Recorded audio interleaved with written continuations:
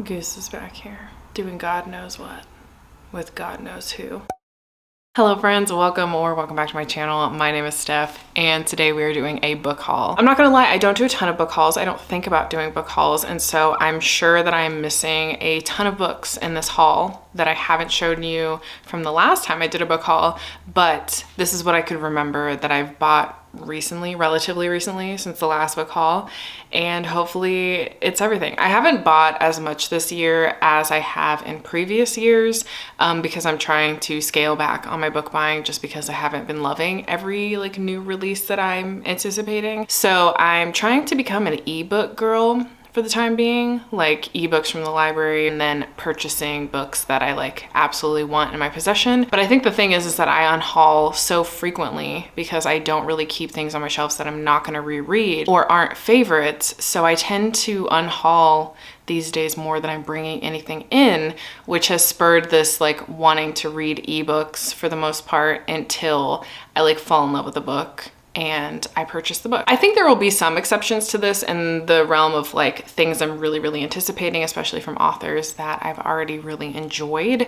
So I think that's where it's gonna be different. I love having physical books, but I guess I just don't read them as much anymore. Like I used to always read my physical copies, but now I listen to so many audiobooks, and if I am gonna physically read it, I usually go and find the ebook from the library. Going out and buying the books, it's like a separate hobby at this point than reading the books. So I am trying to buy less books. I think I'm succeeding at that slowly, but I still do love a good book shopping moment. I just really love a good book shopping moment. So I had these in piles of how I wanted to talk about them, and I kind of lost sight of that. So we're just gonna go with what's right in front of me. I have the whole Plated Prisoner series. This is a 6-book series, contrary to popular belief, me saying over and over again that it was 5 books, it's 6. So yeah, I got all 6 because I read the first 3. So the first one is Guild, we have Glint, and then we have Gleam, which I more recently finished. I'm buddy reading this series with my good friend Robin from Robin Reads. I will link her down below.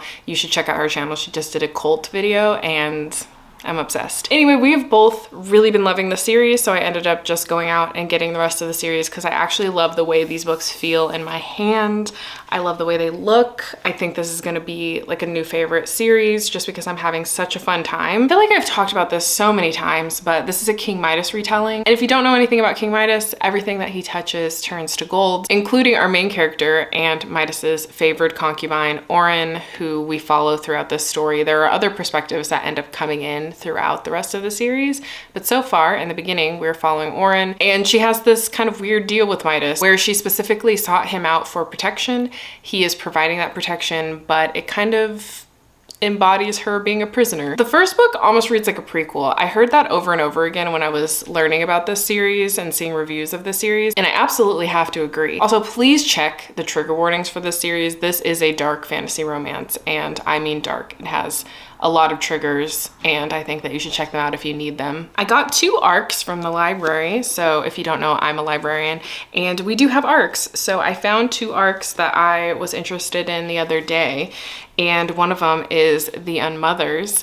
I have this audiobook as well from Libro FM. Based off of reviews that I've seen, I'm not sure that this is actually what I was expecting, but the little that I know of the synopsis is basically a horse gives birth to a human and somebody goes to investigate this weird phenomenon. I think it's folk horror, but other people have been talking about how it's not really horror. And then I picked up Swordcross, which is supposed to be like a cozy fantasy romance. Yeah, it says high heat, low stakes, sharp steel. This is the same author who wrote A Marvelous Light. So this is the start of a new series from what I understand, and I literally know nothing about it except that it's dueling enemies to lovers. And it's the cozy low stakes of Legends and Lattes meets the scorching bodyguard fantasy of From Blood and Ash. In this enemies to lovers romance where yes, the swords do cross. Yeah.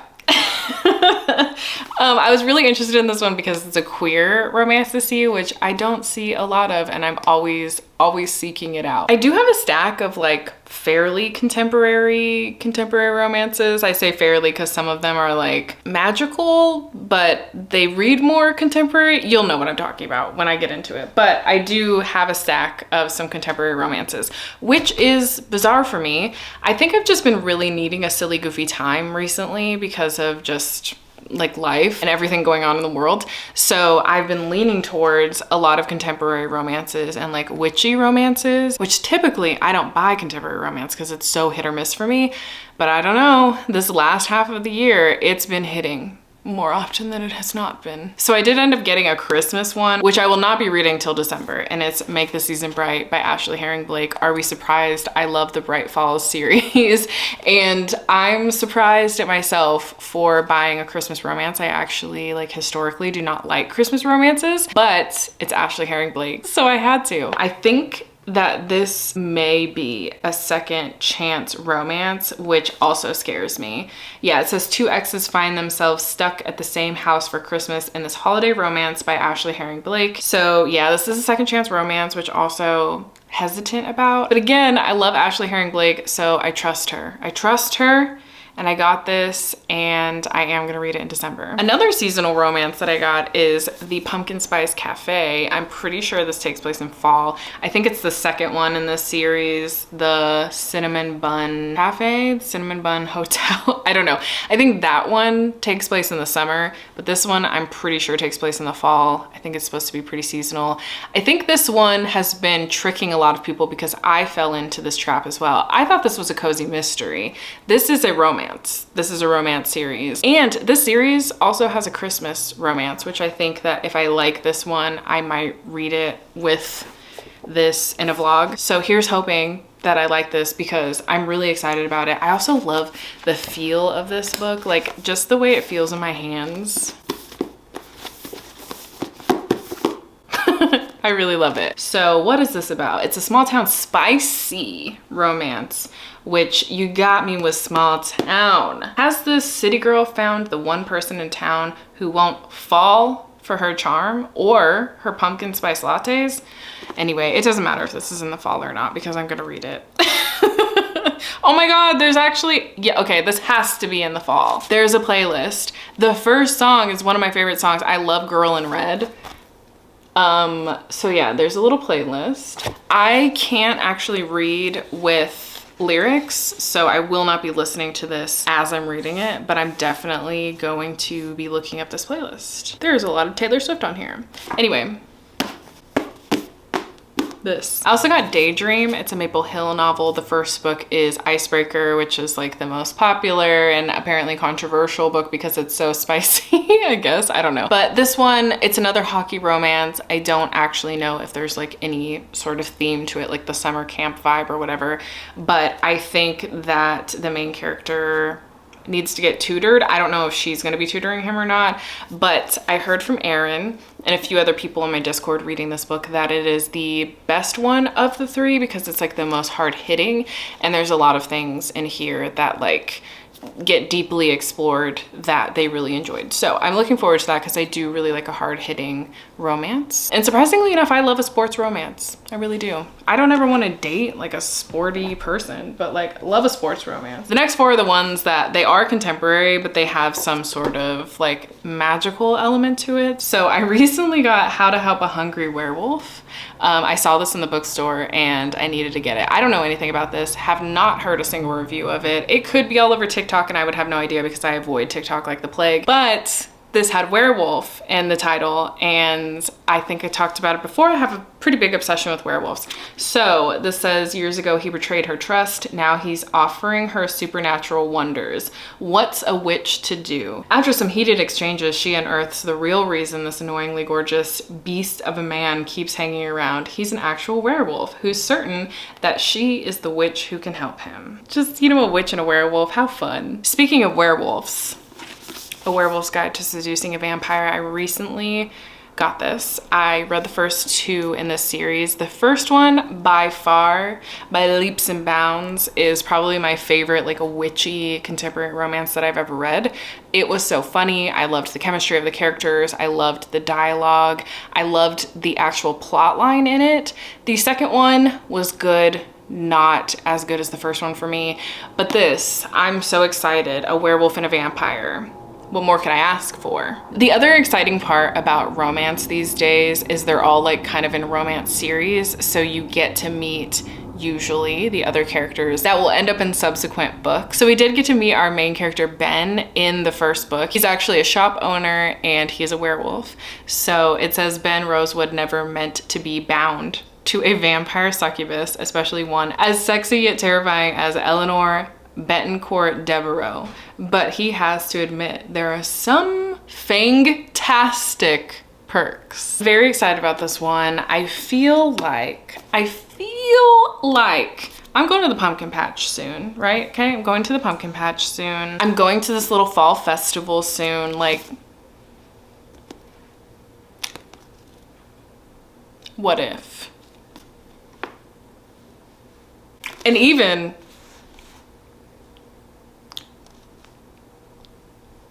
just saying. The next one I actually did not buy. One of my coworkers got it for me and it was Payback's a Witch. Maybe that will also, you know, maybe, maybe. Yeah, right. I am not reading 4 books a week at this point in my life, but it's a possibility. So Payback's a Witch is a sapphic contemporary witchy romance. This one is like someone's getting revenge on someone. The witch is back and ready for revenge with a little help from her friends in this fresh, sizzling rom-com by Lena Harper. Emmy Harlow is a witch, but not a very powerful one. That is a very common theme in these books, that the witches are never as powerful as they should be. The whole point of this one is she's going back to her hometown, and I think that she like curses her ex or something like that. I think I said that 4 of the books that I had were witchy. This one's not. Morbidly Yours is just a contemporary romance, but he is an undertaker. I actually don't even know if this takes place in the fall or if it's even like fall related. He's just an undertaker. And from what I know, it says he has to marry by his 35th birthday.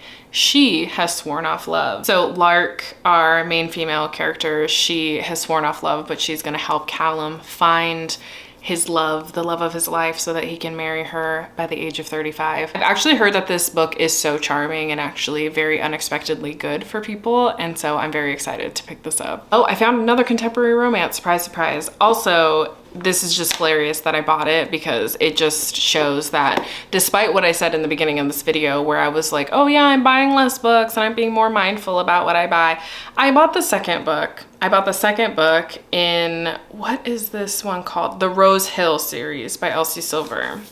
Wild Eyes. Have I read the first one? No. Have I read pretty much everything else by Elsie Silver? Yes. So was that my excuse for getting this one without having read the first one? Yes. It was. This series is a single dad romance. I also think the other element to this is that all of the single dads are rich. I think they're wealthy. Pushing that aside, I think I keep pushing that out of my brain because I love a single dad romance. I actually just love a single parent romance. It doesn't even need to be the dad. I would take any single parent romance, which is also a hilarious thing about me because I don't even want kids. I definitely don't read for wish fulfillment. That's what I know about me and romance. I do not read for wish fulfillment. Diving into horror, I picked up Model Home by Rivers Solomon. This is pitched as a haunted house book, but the more reviews I've seen recently, the more I'm realizing that I think the haunting goes beyond the house. I think it's the family is haunted. I think there's generational trauma, generational haunting. So it's kind of that take on a haunted house, but it's not completely like traditional haunted house books, which I'm very intrigued by. I really love the concept of this. I really love Rivers Solomon as well. I loved Sorrowland. It was a 5-star read for me. It's one of my favorite horror books. Horror recently has been giving me a lot of anxiety, so I haven't been able to pick up a lot of the horror that I've been wanting to pick up, and this was one of them. I was just feeling really anxious when I was reading it, and I was having trouble grasping the plot at the time, so I ended up putting it down, but I am gonna go back to it at some point. I don't know if this next one is actually horror, but it's in the horror section. Alexis Henderson usually does horror, so I got An Academy for Liars. I know this for sure is dark academia. I know our main character finds out very abruptly that she is accepted into this school. And it kind of reminded me of the setup of Catherine House, where it was like, I didn't apply to this school, but I'm getting in. The other thing about this, like the tone that it's giving me is very much Vita Nostra, but I don't know if it's even gonna fall into that. These are just the vibes that this book is giving me. I just know this is dark academia. Our main character is going through like a weird relationship situation, and she runs away from her life and enters into the school. Also picked up The Eyes Are the Best Part, and this is supposed to be like weird girl fiction. I think the main character eats eyes or like wants to consume eyeballs. That is all I know about this. I also know that a lot of my friends have given this 5 stars, and I anticipate, based on who has really liked this and how our tastes align with weird girl fiction, that I will also be giving this 5 stars. I also have The Haunting of Velkwood, which is supposed to be a ghost story. I think it's less horror than it is like this haunting where people have to face issues or face things that have happened in this town. From what I remember, there have been a string of women who have gone missing in this town, and I think the town is being haunted by the ghosts of these girls who've gone missing. I'm assuming it's metaphorical. I don't really know, but I'm assuming it's metaphorical. And the last horror that I have is We Used to Live Here. I recently read this and I thought it was pretty good. I didn't love it as much as everyone else did, but I'm very excited for the people who are like obsessed with it. It just didn't make me as uncomfortable as I was hoping that it would. But this is a true haunted house story. It's also kind of a mind fuck. Like, it really messes with you. I really enjoyed that aspect. So I'm excited to see more reviews about this, and I think at some point I will reread this. Now knowing everything that I know, it would be interesting to go into it and read it from a perspective of like knowing how it ends. I would also be interested to see if that actually makes my experience reading it better, or if it doesn't really change my feelings. I don't know. This also could be a result, like my feelings of this could also be a result of horror giving me a lot of anxiety recently, because I was getting a lot of anxiety while reading this. Okay, I have a lot of fantasy books, a lot of fantasy and fantasy romance. Romance, contemporary romance, and fantasy romance have been hitting for me this year. Every year, I feel like there are 1 or 2 genres that just like prevail throughout my reading, and it's definitely been romance and fantasy romance. I first and foremost have Foxglove, which is the 2nd book in the Belladonna series. I don't think this has a name. So yeah, the first book is Belladonna. I absolutely loved Belladonna. I had a really fun time with it. Basically, our main character in that book is immune to death, and she can see death, like the embodiment of death, and they kind of have like a little bit of a romance. There's a murder mystery element. She is doing some amateur sleuthing that carries over into the 2nd book. The mystery in the 1st book is solved, and then a new mystery unfolds in the 2nd book. The 2nd book was not as fun for me. I liked it, didn't love it. I'm kind of losing steam with wanting to go into the 3rd book, but there have been a lot of people who've said the 3rd book was equally as good as the 1st book.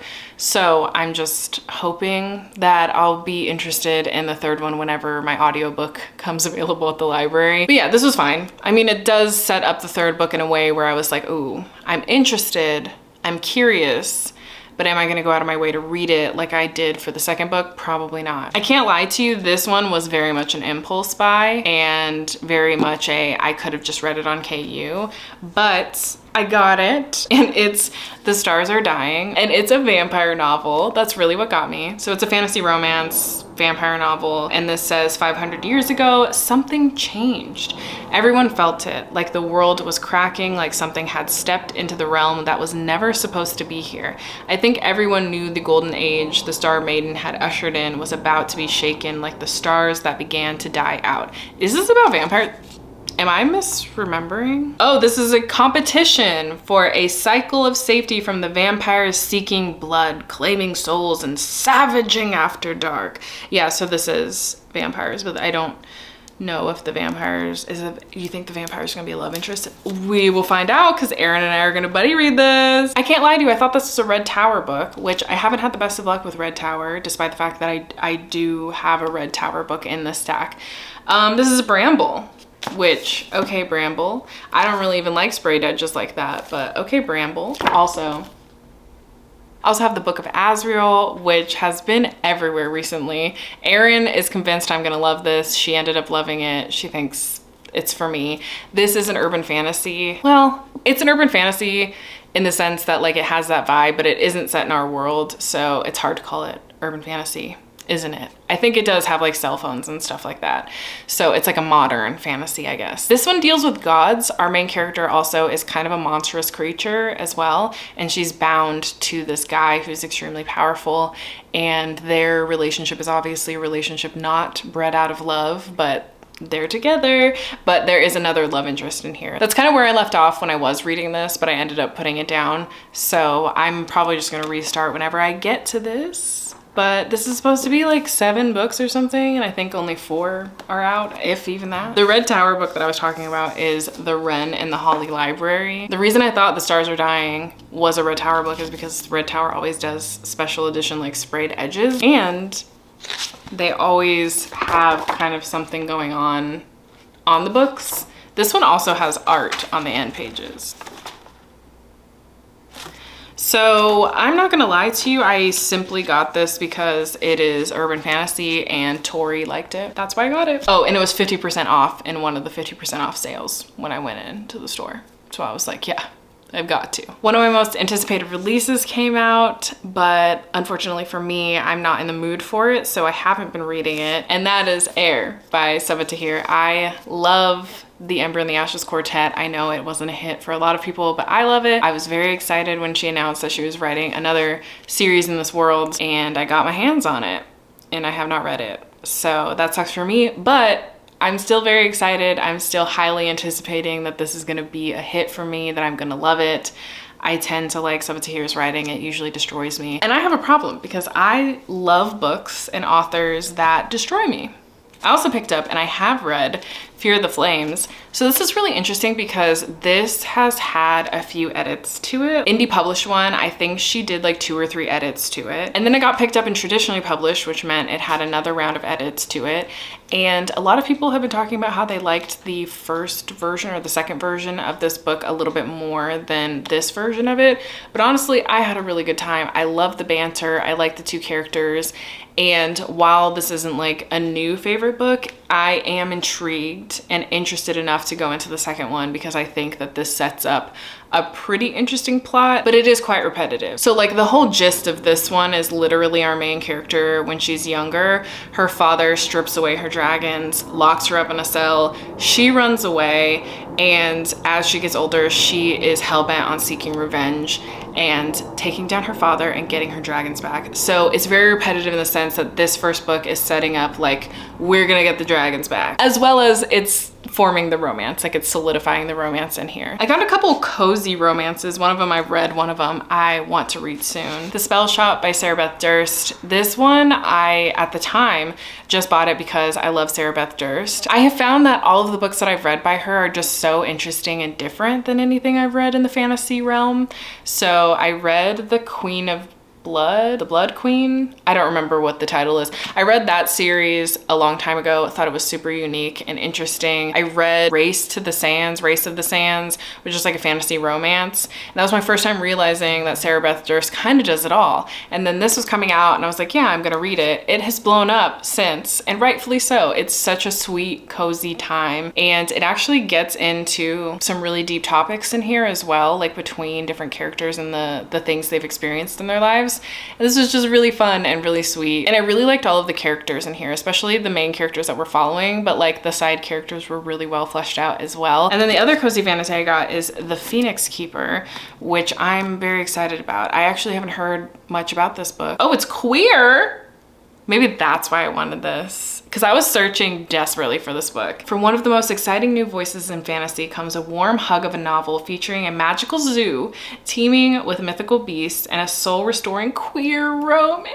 Actually, I think my audiobook just came in from the library yesterday, so okay, we're down to the last 2 books. We've made it, fellas. So the next one that I got is Heaven Official's Blessing, Volume 1. I literally got this because of Aaron. It's supposed to be like a little fantasy romance, and I got it because of Aaron, and that's all you need to know. No, I think this is supposed to be about a god, and I don't know if it's like his servant or someone who worships him or what, but they're like in love. They love each other. And lastly, recently my buds, the Roomies Digest, I won one of their giveaways and they got me the combat codes from my wish list. I have really been anticipating this one. It is supposed to be in a school setting.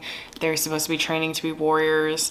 I typically love a fantasy school setting where there's like warriors involved and war and politics. Also, my friend Emily from Bookstagram, My Chaotic Shelf, has read this series. I don't know if she read the whole series, but I'm pretty sure she's read the first two and she loved it. And she said the second one was even better than the first one. And I'm a second book kind of girl, so it made me even more excited to pick this up. So thank you so much, Mo and Christine, for gifting me this. I did forget a book. I forgot that I got Immortal Longings. I literally got this because of Kayla and Sid. They both really liked it. Sydney did specifically tell me that I need to go in with low expectations. I think she's just afraid I'm not gonna like it, but I'm excited about it, so I have a good feeling. I didn't hate These Violent Delights. I enjoyed it, but I didn't enjoy it enough to move on. I just don't think that particular story is for me. I also don't think I care too much about a Romeo and Juliet retelling, but I will, Sydney, for you, go in with low expectations. Anyway, I think that's everything. It's gonna be everything for now. Let me know down below if you've read any of these and if you've enjoyed any of them or some of the books that you are anticipating or have hauled recently. And if you've made it this far and you just wanna say hi, feel free to leave a pumpkin emoji down below in the comments, and I will talk to you next time. Bye, friends.